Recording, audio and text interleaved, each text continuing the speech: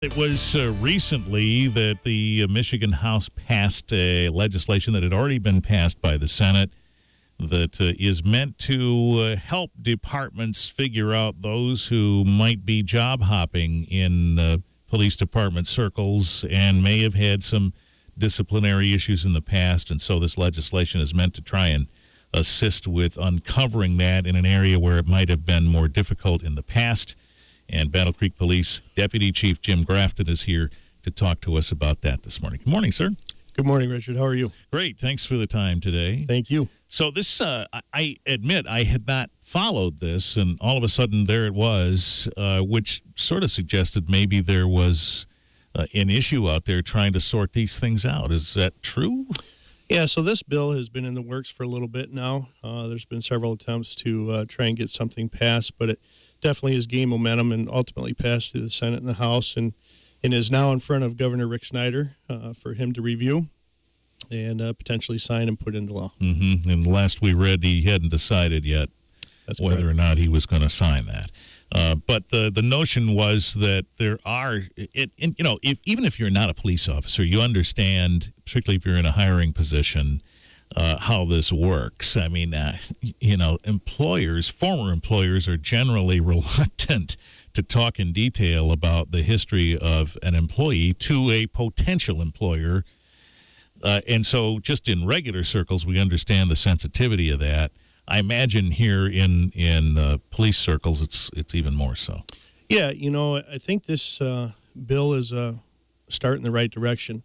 If signed, this will allow law enforcement agencies to share details with one another surrounding an officer's employment, separation, and or termination. And I think this is the next step that is needed. We're human. We do make mistakes. We hire from the human race. In the state of Michigan, there are approximately 18,500 police officers across this great state. 99.9% of them are good folks that are doing great things out there. There are some out there that have made some poor decisions or acted inappropriately or even become criminal in nature. And to me, that's unacceptable. We certainly want to understand, what constitutes a bad officer. Is it misconduct? Is it poor decisions? Is it criminal behavior? Is it perception? Is it a poor attitude? Depending on the circumstances, we definitely want to give the officer an opportunity to correct the behavior, right? We're not just going to throw them out, with no investigation or anything like that. But if it does become criminal in nature, understand that we are not going to criminally investigate our own. We'll ask an outside agency to come in and take on that investigation so that there's no impropriety or any bias or anything like that. And we're going to do what we can to make sure that only the finest men and women are out there in the city of Battle Creek, as well as the rest of the state of Michigan, to be acting as police officers for our communities. What is the hiring climate in law enforcement circles these days? My sense is that there's a demand for officers. There is. There's a large demand, and it's not just locally, it's nationally. Across the country, departments are finding that it is difficult to find good quality candidates and get them into their department.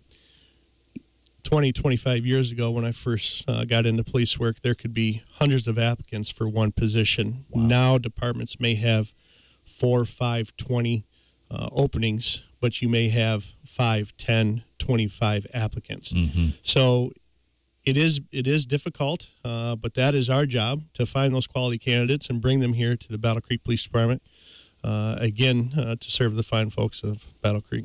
So that just underscores the notion that if you have some candidates out there whose records may not have been stellar, it may be more crucial now to try and uncover that. Yeah, absolutely. We start out our process by beginning with an application, just like any employer. But we get into the background checks, and we have hired outside companies to do background checks. We have done in-house background checks. We've done interviews. We've checked sources. We've checked employers or past employers. So there's a variety of things that we do to make sure that once we give a conditional offer of employment, that is the best candidate for that opening. Mm-hmm. Have you ever had trouble trying to discern a applicant's record? In other words, Has it been difficult, as is asserted by those who advocate for this bill that's just passed? I don't think it's difficult, Richard. I mean, you take a look at a background and you talk with, subordinates and other folks like that. When you have a good quality candidate and when you want them at our police department. From the beginning, when an officer does get hired at the Battle Creek Police Department, we start talking about our values, and we talk about loyalty, duty, respect, selfless service, honor, integrity, and personal courage. We live by those on a daily basis, and we talk about those amongst ourselves, and we try and set that standard for our folks. And we talk about operating principles and priorities. And one of those principles is we need to be legitimate to those we serve. When the community perceives the police are legitimate in our actions, they're more likely to comply with orders and obey the law. And as a result, the community is safer, and so is the operating environment for the police officers. But it's very important that we are legitimate. We continue to learn as an organization, need to be a catalyst for change. And again, as I stated, to be that values-driven organization. Mm-hmm. We didn't really talk much about how the environment has changed from the point at which you had hundreds of applicants for one position to now 10 or 20 for 5.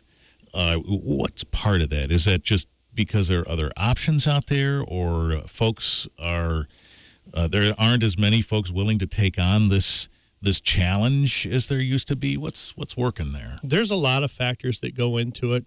I can't speak for everybody, but it seems to me that people don't want to get in this line of work anymore, or not as much anymore. This is a profession. This is a job that we can't do ourselves, that we need good folks. We need members of the community to assist us in everything that we do. But, you're out there every day. You never know what call you're going to go on, what traffic stop you're going to make. You're being videotaped. You're being scrutinized. We certainly didn't get into this profession to be rich or to make a lot of money. We did it because we're public servants. And, we want to be invested in our community and help in any way that we can. So, we're encouraging folks. There are a lot of good young folks that are going through academies right now. Jobs are out there. They're eager to learn. They're eager to be the best officer that they can be, and we're looking forward to these folks coming out of the academies and joining our forces. Well, and that's, I guess, the other side of it, is that those who do join and are interested have a passion for it. Yeah, absolutely. Whether they're, it's generational, where, they're mentors or, fathers or uncles or aunts, were police officers and they want to continue on that tradition. Or if they're, a first-generation police officer candidate. We don't know what it is, but there's different factors out there that will encourage folks to continue to look at becoming a police officer. Mm-hmm. And as is often dramatized, and we know how Hollywood is, but it is often dramatized, what we see in, a lot of our exposure to law enforcement is what we see dramatized. Those who are involved and ensconced and committed are passionate about it, and there's a reason for that. They're very, very dedicated. Is that true? Do you think that carries through into real life? Yeah, I do think that that's true. It starts with their upbringing and the morals and ethics and values that were instilled in them as a young child and adolescent, and as they continue to grow. But they bring those same attributes to the job. Education correlates directly. The higher the education correlates into continuing to be a learning individual and to continue to strive to get better. And that's absolutely important that everything combined leads them to exactly where they need to be, which is at a police department serving their community. So all in all, the recruitment efforts continue, and this is, as you say, across the country, not just here where the demand is there. And so folks who wish to be committed to this profession can be if they want to be. And this new legislation, if I've understood you, is a good thing. Yeah, as I stated, I think this is a good start. We're heading in the right direction. as I stated before, we want the best folks, men and women out there policing our community, the city of Battle Creek, to include Bedford Township and all of Calhoun County. So yeah, we're excited to have some of these young recruits and get them into the job and get going. Nico reported this morning on a murder case that seems to be solved today.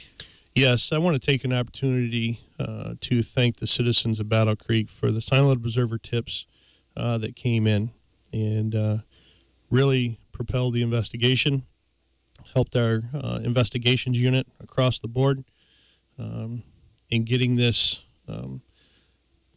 person identified and, holding him accountable for the senseless act that occurred the other night. So, again, thank you for everybody that called in and supported us and gave us a lot of good information. Boy, and we can't always say that that's easily done. That is to say, even the silent observer anonymous option doesn't necessarily shake out the details you always need. No, you're exactly right. You got to, cipher through all of those tips, and there could be hundreds of tips that come in. Some of them could be to mislead us, misguide us in an investigation. But it's our job to look at each one and to follow up on each one and to make sure that, we go over everything that we can. And we certainly did in this case, and it certainly helped us, again, identify the suspect in this homicide. And if I'm recalling the details correctly, this person turned themselves in. That's correct. He knew that he was being looked at. He was on parole through the Michigan Department of Corrections. And after he was aware that we were looking at him for this homicide, he decided to turn himself in, which is a good thing. And it went without incident. So we have somebody in custody, and we're thankful for that. Does that sometimes bode well and go in a person's favor if they are voluntary and they're turning themselves in, as opposed to having to flee or be tracked down? Well, I know for us it's a good thing. I mean, we never want to be involved in a high-speed pursuit or a shootout or anything of that nature. If, the individual is able to turn himself in, then, obviously that is the best way to do it. Well, in spite of the fact that the tips come in that you have to evaluate for validity or not, you still encourage those. Yeah, absolutely. The community is the police, and the police is the community. Sir Robert Peel made that statement, over 100 years ago. Some of the guiding principles in law enforcement way back in the day. And that certainly is true. We can't do it without your help. And, we want to be there to help you out in any way that we can. But please continue with the tips, and we encourage those calls to continue to come in. All right, we'll leave it there. Battle Creek Police Department Deputy Chief Jim Grafton, thank you. Thank you. All right, we'll talk again soon.